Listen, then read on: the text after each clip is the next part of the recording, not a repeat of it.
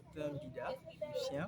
Je suis médecin anesthésiste réanimateur et on va dire président de l'association camerounaise de secourisme et de sauvetage qui existe de manière légale depuis environ le 27 mars. Donc aujourd'hui, nous effectuons le lancement des activités de cette association qui a pour objectif de vulgariser la pratique ou l'apprentissage des gestes de première secours. Et secondairement, la vulgarisation de l'utilisation, la mise à disposition des DEA, dit défibrillateurs automatiques externes. Il faut savoir que les motivations de la création de cette association remontent à plusieurs années. Déjà par notre carrière de médecin, nous sommes passés, après la formation, nous avons travaillé beaucoup dans le domaine des urgences. Et après, nous avons fait une formation en anesthésie et réanimation. Et vu l'axe que nous contrôlons, à savoir les urgences, le bloc opératoire et les soins intensifs, nous trouvons qu'il est important d'accompagner les populations camerounaises parce qu'actuellement, nous avons des initiatives privées, la Croix-Rouge et certaines associations, mais ce qui est sûr, la population camerounaise est sous-formée en premier secours. Et nous, aux urgences, on ressent ce manque de formation.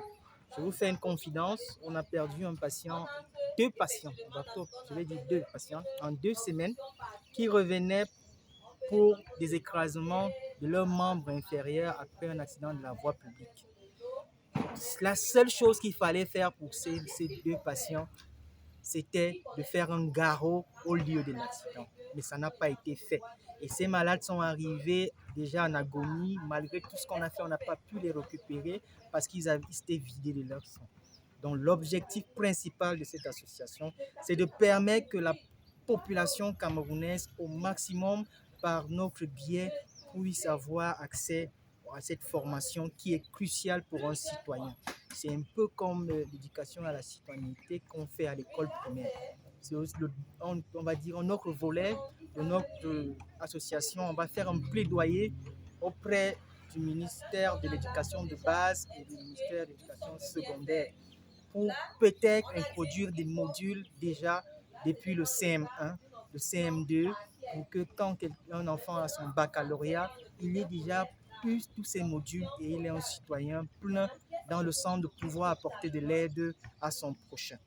Il faut dire que l'activité qu'on mène aujourd'hui s'est organisée très rapidement. Nous avons pu enrôler 60 juniors parce que là, c'est la première édition. Nous avons intitulé première édition du secouriste junior. Nous avons enrôlé 60 enfants en moins de 48 heures. Vous comprenez la demande. À un moment, on a été obligé d'arrêter parce que les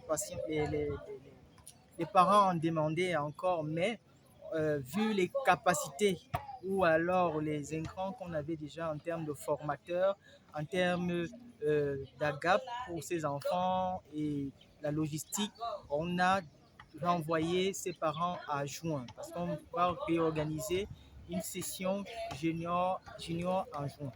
Il faut dire que les sessions juniors pour l'association sont gratuites. Nous les organisons sous nos frais avec l'accompagnement de certains sponsors. Cette fois-ci, c'est Bonis qui nous accompagne et la mairie de la ville.